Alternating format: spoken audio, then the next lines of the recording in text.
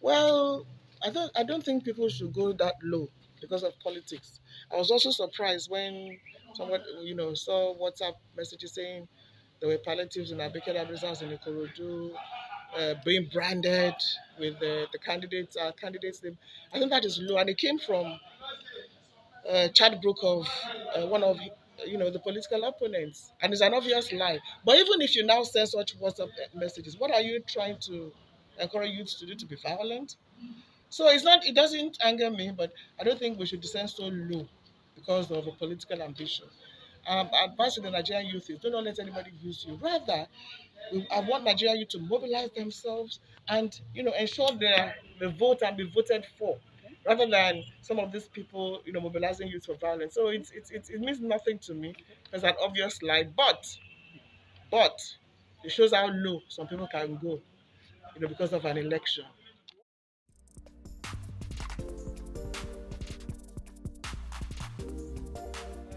Low level politics, cheap politics, um, inciting youth to violence, which is not necessary because the people sending this will not send their own children to go and break houses.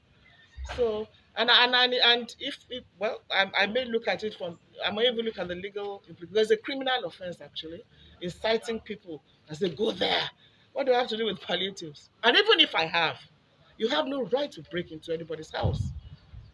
Even if I have anything, you have no right. It's not anybody's right to do that. So for somebody who has an election to hold the next day, have his group setting that out and he didn't stop them, is low level politics. And these are the kind of things we should discourage.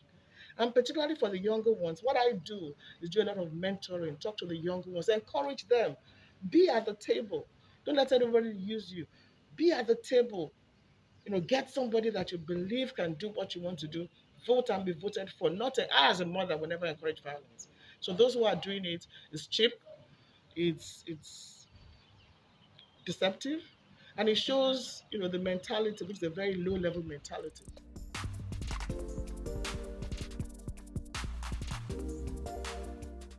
It still boils down to social media.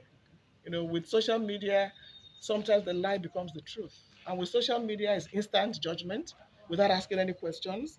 So that's the low side of social media. While it has high side, it has a low side. But there should be measures put in place to trace the source of, like for instance, the name of that lady who wrote it seems non-existent. So what makes it so easy to clone a number, clone a Twitter handle, clone Facebook, or just send anonymous WhatsApp messages and it goes through? So we should look at the source, the owners of this medium. Why should it be so easy to have a fake Twitter handle? Why should it be so easy to send any WhatsApp message the way you like? Why should it be so easy to have a fake Facebook page? So it goes beyond the user, but those who are controlling the use needs to control the source.